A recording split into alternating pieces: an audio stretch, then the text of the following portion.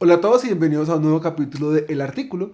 Hoy hablaremos de esta publicación de Nature acerca del lisis tumoral. El síndrome de lisis tumoral es una complicación metabólica que puede surgir a raíz de una neoplasia que tiene un rápido crecimiento y empieza a destruirse de forma espontánea o secundario al uso de la quimioterapia. Esta enfermedad viene en un aumento tanto en su incidencia como en su prevalencia y se debe más que todo al desarrollo de medicamentos que son cada vez más específicos hacia los tipos de neoplasias. Esto ha generado que actualmente tengamos casos de lisis tumoral en tumores que previamente no la generaban o se consideraban de bajo riesgo de poder desencadenar como tal esta complicación. Clásicamente se han descrito que los tumores que más riesgo tienen de desarrollar esta complicación son los hematológicos. Entre estos se destacan particularmente la leucemia linfoide aguda, la leucemia mieloide aguda y el linfoma no Hodgkin. Pero los tumores sólidos son cada vez más frecuentes que sean causa de lisis tumoral y entre ellos particularmente tienen riesgo el hepatocarcinoma, los tumores de pulmón y el melanoma. Cuando hablamos de los factores de riesgo asociados al lisis tumoral, lo podemos partir en tres. Asociados al tumor, asociados al paciente y asociados al tipo de tratamiento. Respecto al tumor, cobra valor las masas bulky que se definen por peso, que es más de 500 gramos, por tamaño, que puede ser más de 10 centímetros, aquellos con compromiso de más de 40% a nivel de la médula ósea o aquellas que tienen múltiples metástasis. Respecto al paciente, la edad por encima de 60 años, la presencia de enfermedad renal crónica y la presencia de base de alteraciones hidroelectrolíticas. Y respecto al tratamiento, como ya lo mencionaba Andrés, cada vez tenemos nuevas opciones, como por ejemplo el venetoclax, que se asocian por sí solos a mayor riesgo de lisis tumoral. La fisiopatología por la cual se desarrolla esta complicación se explica principalmente por la liberación masiva de contenidos intracelulares de las células tumorales hacia el torrente sanguíneo. Lo primero que va a ocurrir en la cadena fisiopatológica va a ser una elevación del ácido úrico que es secundaria al metabolismo de los ácidos nucleicos. Cuando se genera esta hiperuricemia va a empezar a generar unos depósitos de cristales a nivel renal y esto va a generar que no haya un adecuado manejo de la elevación de los otros electrolitos que se están liberando al torrente sanguíneo, que son el potasio y el fósforo. De esta manera vamos a tener hiperuricemia, hipercalemia e hiperfosfatemia. Sin embargo, cuando el fosfato está muy elevado, va a actuar como un quelante del calcio y se van a unir y se van a precipitar, no solo a nivel renal, sino también a nivel de otros órganos y por ende vamos a tener hipocalcemia. El conjunto de estas alteraciones electrolíticas, si se perpetúa en el tiempo, va a generar un daño orgánico. Y el daño orgánico lo vamos a ver principalmente a nivel del riñón, a nivel del corazón y a nivel de lo que sería la parte neurológica y musculoesquelética. A nivel renal, la principal razón por la cual se da la alteración en el funcionamiento de los riñones es por el depósito de cristales tanto de ácido úrico como de la unión del fosfato y el calcio.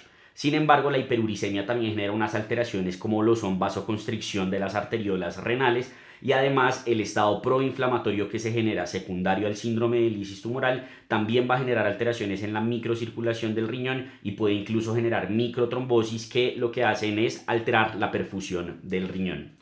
A nivel cardíaco, las alteraciones que vamos a encontrar son arritmias desencadenadas, sea por la hipercalemia o por la hipocalcemia. La hipercalemia lo que va a generar es que haya una membrana hiperexcitable a nivel del miocardio, lo cual va a predisponer a la formación de taquiarritmias, mientras que la hipocalcemia va a impactar directamente en la contractilidad del ventrículo izquierdo y también puede generar una prolongación del QT, lo cual va a favorecer también el desarrollo de las taquiarritmias. Y ya a nivel neurológico y músculo esquelético, si bien la hipercalemia puede llegar a generar algunas alteraciones, aquí lo más importante va a ser la hipocalcemia, ya que la hipocalcemia va a generar una alteración en el potencial de reposo de la membrana, la va a tornar hiperexcitable y por ende el paciente va a tener manifestaciones de hiperexcitabilidad neuronal, como lo pueden ser las convulsiones, y musculoesquelética, como pueden ser manifestaciones como los espasmos, calambres o tetania. Cuando hablamos del diagnóstico del lisis tumoral, nos remitimos a los criterios de Howard-Puy. Estos criterios son una modificación a partir de los criterios de Cairo-Bishop que nos plantean puntos de corte para las diferentes alteraciones electrolíticas. fósforo por encima de 4.5, potasio por encima de 6, calcio por debajo de 7 y ácido úrico por encima de 8. La definición parte de tener dos de estas cuatro alteraciones, ambas presentes de forma simultánea en 24 horas, y que se relacionan 3 días antes del momento de la quimioterapia o 7 días después.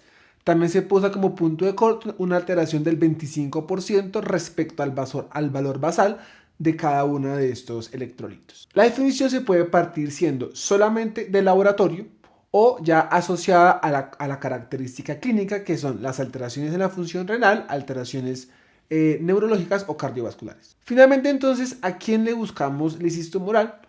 Todo paciente con un diagnóstico de novo de cáncer debería buscársele activamente estos exámenes y posteriormente lo hacemos con base en el riesgo. Hay 3 categorías: riesgo bajo, intermedio y alto, con un riesgo menor al 1%, del 1 al 5% y por encima del 5% respectivamente para hacer lisis tumoral. Y este riesgo va conferido por el tipo de tumor que tenga el paciente. En el perfil les dejamos una publicación con los diferentes ejemplos, además de los criterios diagnósticos de lisis tumoral.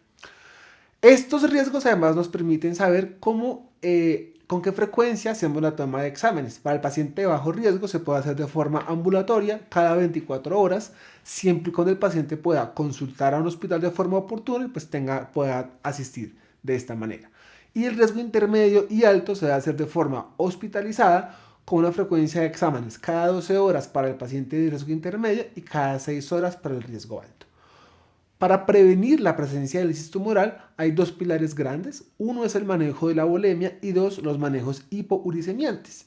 Respecto al manejo de la volemia, al paciente de bajo riesgo se debe garantizar una ingesta oral de por lo menos 2 a 3 litros por metro cuadrado.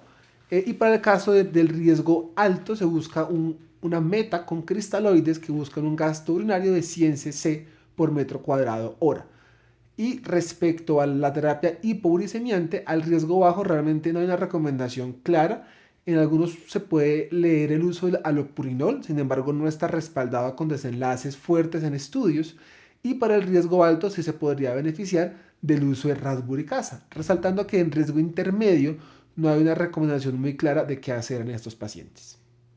Una vez se instaura como tal el síndrome de lisis tumoral, el manejo va a estar determinado según las alteraciones paraclínicas que ocurran y los criterios clínicos que se lleguen a presentar. Dentro de estos, los que más se han estudiado o la terapéutica que más se ha estudiado es precisamente la terapéutica hipouricemiante que nos estaba mencionando previamente Sebastián. En general tenemos 3 medicamentos grandes que podemos utilizar, donde está el alopurinol y el febuxostat, que son unos inhibidores de la santina oxidasa, que es un paso limitante en el desarrollo del ácido úrico en el metabolismo de las purinas. Mientras que la rasburicasa es un análogo de la urato oxidasa, que es una enzima que se encarga de convertir el ácido úrico en alantoína, que es un metabolito que es muchísimo más soluble y que se va a poder eliminar fácilmente a través del riñón. El uso del alopurinol y el febuxostat supone un problema, y es que no actúa sobre el ácido úrico que ya está formado como sí lo hace la rasburicasa, y además de esto el artículo hace un particular énfasis en que generan la acumulación del metabolito que es la santina, y este metabolito también podría tener un efecto nefrotóxico, por lo cual incluso plantean la posibilidad de hacer un estudio en donde a los pacientes en quienes uno vaya a iniciar alopurinol, en lugar de hacerlo únicamente se les dé terapia de soporte. Sin embargo, pues de momento se hace la recomendación, como lo dijo Sebastián, en términos de prevención, y ya como tal en tratamiento, por lo que acabamos de mencionar, se suele utilizar la rasburicasa. Respecto a las otras alteraciones para el manejo de la hiperfosfatemia, tenemos restricciones en dieta, uso de agentes quelantes del fósforo y, en últimas instancias, cuando no hay respuesta, la hemodiálisis. Para la hipercalemia está igualmente las restricciones en dieta, el uso de resinas de intercambio iónico, y cuando nos enfrentamos a emergencias hipercalémicas, pues el manejo agudo de esas con sus diferentes intervenciones. Y para el manejo de la hipocalcemia, acá es muy importante resaltar que no se debe tratar la hipocalcemia asintomática, esto porque el administrar calcio va a favorecer la precipitación de cristales y por ende la lesión renal que ya nos ha mencionado Andrés. Y en caso de que sí tenga síntomas asociados, debería manejarla con la menor dosis posible, justamente para prevenir lo anteriormente mencionado. Con esto terminaríamos entonces este capítulo del artículo, esperamos que les haya gustado y como siempre son ustedes quienes eligen cuál es el artículo que vamos a revisar en 15 días. Tenemos esta opción publicada en Lancet acerca de hipotiroidismo. Y esta segunda opción que es una revisión de obesidad también publicada en el Lancet en este año. Nos vemos en 15 días.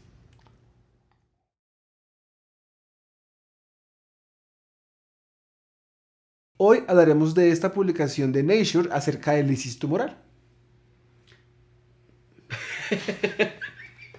De cada uno de estos electrolitos.